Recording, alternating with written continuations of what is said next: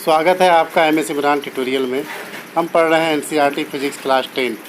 पिछले एपिसोड में हमने फिजिक्स के पहले अध्याय प्रकाश के भाग 1 में प्रकाश के परावर्तन के कुछ अंशों को देखा। इस एपिसोड में हम लोग पढ़ेंगे वस्तु और प्रतिबिंब के बारे में। आप लोग हमारे चैनल को लाइक तथा सब्सक्राइब ज़रूर कीजिएगा। तो आइए शुरू करते हैं भाग 2। धन्यवाद। परावर्तन और अपवर्तन भाग 2। वस्तु और प्रतिबिंब। दैनिक जीवन में हमारा सामना अनेक प्रकार के वस्तु और उनके प्रतिबिंबों से होता है। क्या है वस्तु और प्रतिबिंब? चलिए हम ये जानेंगे। मान लीजिए कि हम किसी दर्पण के सामने खड़े हुए हैं, तो हमारे ही तरह का एक और वस्तु हमें दर्पण में दिखाई पड़ता है। वो है हमारा प्रतिबिंब। वस्तु क्या है और प्रतिबिंब क्या है? वस्तु जिसका वास्तव में कोई अस्तित्व होता है, वस्तु कहलाता है। इमेज देखने में तो वस्तु की तरह होता है, लेकिन वास्तव में इसका कोई अस्तित्व नहीं होता है, उसे हम वस्तु का प्रतिबिंब कहते हैं। तो इस प्रकार हमें जानते हैं कि वस्तु का प्रतिबिंब भी होता है। प्रतिबिंब के अनेक प्रकार होते हैं। हमारे दैनिक जीवन में तरह तरह के प्रतिबिंब भी मिलते हैं।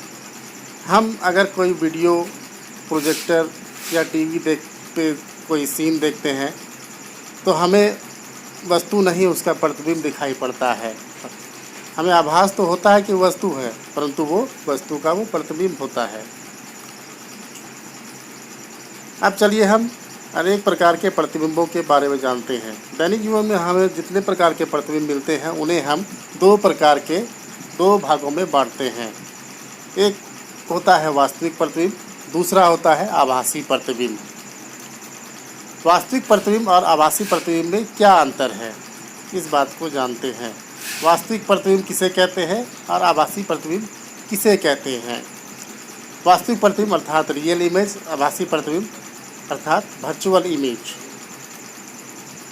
वास्तविक प्रतिबिंब और आभासी प्रतिबिंब में चलिए तुलना करते हैं। वास्तविक प्रतिबिंब, आभासी प्रतिबिंब। वास्तविक प्रतिबिंब वह प्रतिबिंब जिसे हम पर्दा पर वास्तव में प्राप्त कर सकते हैं, जैसे वीडियो प्रोजेक्टर पे पढ़ाई करना, सैटेलाइट द्वारा टीवी देखना।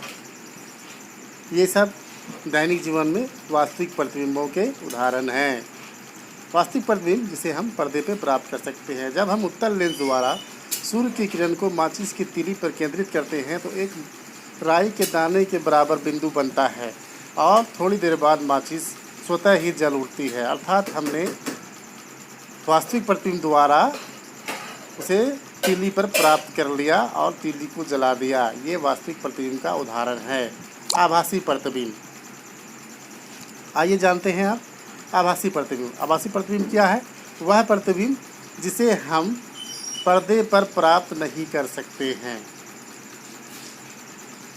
अगर हम किसी प्रतिबिंब को पर्दे पर प्राप्त नहीं कर सकते हैं, तो वो हमारा आभासी प्रतिबिंब का उदाहरण होता है। जैसे प्लेन मिरर में अपने प्रतिबिंब को देखना। आभासी प्रतिबिंब किसे कहते हैं? वैसे प्रतिबिंब जिसे पर्दा पर प्राप्त नहीं किया जा सकता है, बल्कि उसकी उपस्थिति का हमें आभास होता है। वैसे प्रतिबिंब जिसे पर्दा पर प्राप्त नहीं किया जा सकता है, बल्कि उसकी उपस्थिति का हमें आभास होता है। जैसे समतल दर्पण में अपने प्रतिबिंब को देखना। हम देख तो सकते हैं, परंतु उसे पर्दे पे प्राप्त नहीं कर सकते हैं। ये हमारा आभासी प्रतिबिंब का उदाहरण होता है। वास्तविक प्रतिबिंब और आभासी प्रतिबिंब में कुछ अन्य बिंदु पर भी चर्चा हो सकती है। आइए जानते हैं वास्तविक प्रतिबिंब और आभासी प्रतिबिंब किस प्रकार बनती है। जब प्रकाश की किरणें वास्तव में किसी बिंदु पर मिलती है, तो उस बिंदु पर वास्तविक प्रतिबिंब बनता है। अब आइए जानते हैं कि आभासी प्रतिबिंब किस प्रकार बनता है। इसमें बिंदु किसी वास्तविक बिंदु पर मिलती नहीं है, बल्कि किसी बिंदु पर मिलती हुई प्रतीत होती है। अर्थात जब प्रकाश की किरणें किसी खास बिंदु से निकलता हुआ प्रतीत होता है, उस बिंदु पर आभासी प्रतिबिंब बनता है। ये हमारा बेसिक डिफरेंस होता है वास्तविक और आभासी प्रतिबिंब में। यानी बिंदुएं जब वास्तव में मिलती है तो वास्तविक प्रतिबिंब, जब काल्पनिक रूप से मिलती हुई किसी बिंदु पर प्रतीत होती है तो आभासी प्रतिबिंब होता है।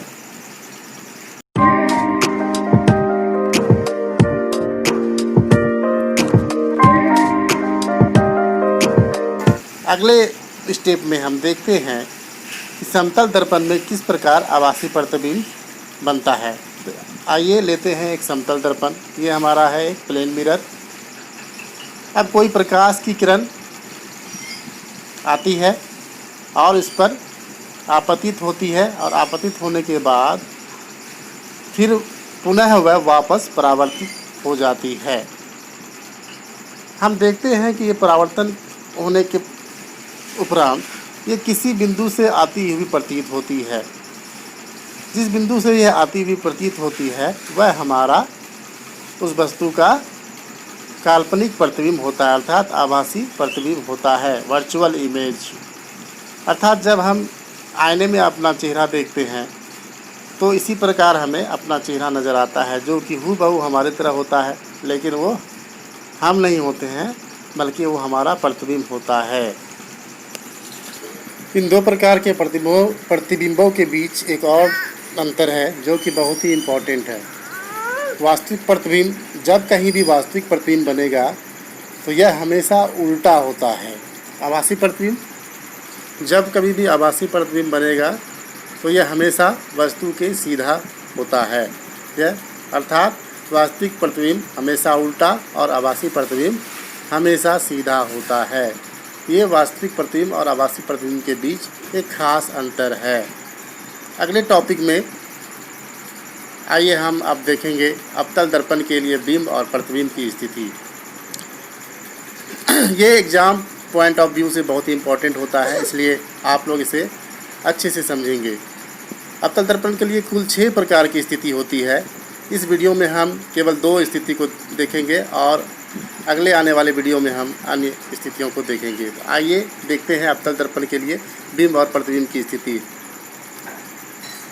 हम देखते हैं कि जब वस्तु अनंत पर होता है तो वस्तु की प्रतिबिंब कहाँ होगी। ये पहला मेरा टॉपिक रहेगा, पहला केस रहेगा। दूसरा केस रहेगा कि वस्तु जब वक्रता केंद्र के पीछे रहेगा। केस नंबर 1, जब वस्तु अनंत पर हो तो प्रतिबिंब की स्थिति क्या होगी।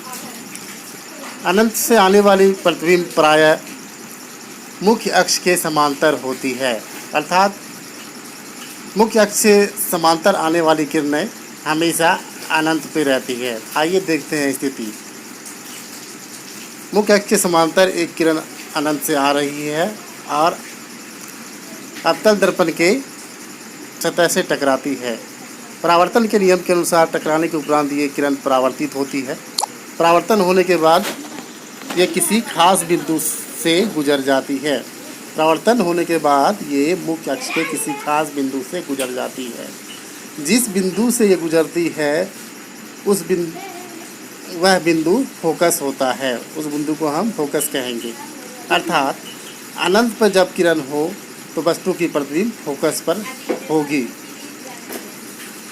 अब आइए देखते हैं वस्तु का स्वरूप कैसा होगा। वस्तु का स्वरूप प्रतिबिंब फोकस पर होता है और मुख्य बात यह होती है कि वस्तु की स्थिति, वस्तु का स्वरूप वास्तविक तथा उल्टा होता है। अर्थात जब कभी भी प्रतिबिंब वास्तविक होता है तो हमेशा वस्तु से उल्टा होता है। यह हुआ वस्तु का स्वरूप। जब कभी भी वस्तु अनंत पर हो तो वस्तु वस्तु का प्रतिबिंब फोकस पर वास्तविक तथा उल्टा बनेगा। ये हमारा केस नंबर 1 था। और वस्तु, इसमें एक मुख्य बिंदु यह होता है कि वस्तु की प्रतिबिंब जो होता है वस्तु से अत्यधिक ही छोटा होता है। ये हमारा केस नंबर 1 था। अब आइए केस नंबर 2 देखते हैं। जब वस्तु सी से पीछे अर्थात सी से परे हो तो प्रतिबिंब कहाँ बनेगी। तो आइए वस्तु को लेते हैं सी से पीछे। ऐसी स्थिति में क्या होगा।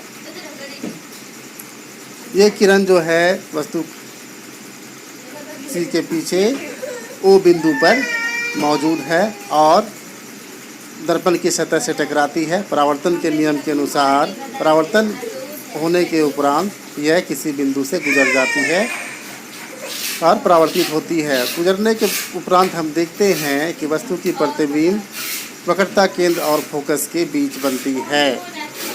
प्रतिबिंब ए तथा सी के बीच बनता है। अब वस्तु का स्वरूप कैसा होगा ये भी देखते हैं। वस्तु का स्वरूप जो होगा ये वास्तविक तथा उल्टा और वस्तु से छोटा होता है। ठीक है, अगले टॉपिक में हम देखेंगे अन्य चारों स्थितियों के बारे में। वीडियो को आप लोग लाइक तथा सब्सक्राइब ज़रूर कीजिएगा और आगे फॉरवर्ड कीजिएगा ताकि अन्य बच्चों भी इससे फ़ायदा ले सकें।